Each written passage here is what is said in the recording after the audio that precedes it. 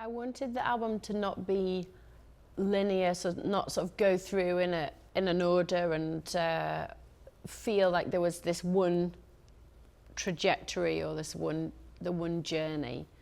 And I think a spell of prayer was I felt like I wanted to start with a spell of prayer because I liked that prayer bowl and I liked it sort of opening up and I liked that long introduction, and it felt like it was kind of making some spell work or some magic work. And then by the time we got to Before the Throne of the Invisible God, I really wanted that sort of heartbeat feeling to be there, that we're back in ourselves and we're back in the earth.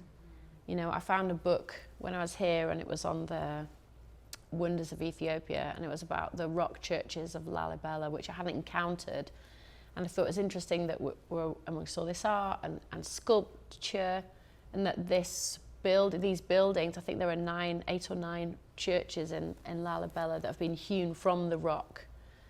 And I was imagining, you know, start out on a flat rocky plain, and whoever had the imagination to say, I want to make a building. We're at the moment standing on the top of the building, and I'm going to excavate downwards we should make this church by taking away downwards. I'd always heard that Leonardo da Vinci sculpted as though he saw the sculpture emerge in his mind as though it was coming out of a bathtub, right? So he'd see like the fingers, and then that he had that sort of understanding of space. And I thought this is similar because it's a redactive sculpture.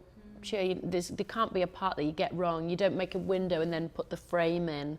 But if you want to make those complicated windows which refer back to the temples of Israel, and then there's this long narrative about Israel and Ethiopia and to what extent the Queen of Sheba and King Solomon, whether they did or didn't have this relationship, and whether she did or didn't interact with him in Ethiopia, but that there's this impenetrable sort of myth around Judeo-Christianity in Ethiopia. It's one of the, you know, Christianity comes to Ethiopia way before it comes to England, and I thought I have always been interested in it as a place of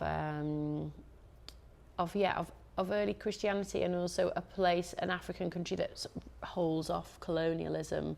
What is it about Ethiopia that's able to sort of withstand that? What made it impossible for European powers to kind of destroy or break down? I wonder if it's that they weren't able to offer them Christianity because they already had it. I wonder. But there's a sense in Ethiopia that the Ark of the Covenant resides here, and so there's all this mystery to me. I like the drawings with the big eyes, and then I felt while I was making this song that almost every other taxi driver that I would meet would be from Ethiopia, and I would say, "Sir, are you Ethiopian? And have you ever been to rock churches?" And oh, of course, you know, so many people who are Ethiopian have been to visit these churches because they're deeply religious and they're sites of pilgrimage, and they're still active churches as well. But I was looking through this book, and I got to a particular point where I saw something about the seraphim and the cherubim, and I saw the sculpted throne for God to sit on, that was sculpted out of the wall on the inside. So you see this throne, and then you see these steps going up to the throne for God to climb up to get on the stone. And I just thought that was a really brilliant image of how we as people limit the divine. Like, this is the way the divine this is where the divine should be, and the divine's going to need some help getting up there. So like, we're imagining an all-powerful God, and then we're instantly limiting God in our own terms. And I just thought there was something really fascinating to me about that. But I liked the idea of it was labelled the throne of the invisible God, and I felt there was so much mystery in that. Like, where is the divine? What's the divine? What is the unifying force? Is it just love? Is there, what else is there? I mean, love can do so much, and how do we access this force? We're part of it. We're all in a sort of universal cosmic soup, so we're all part of the divine. Those things you can think on and muse on for a really long time, but yeah.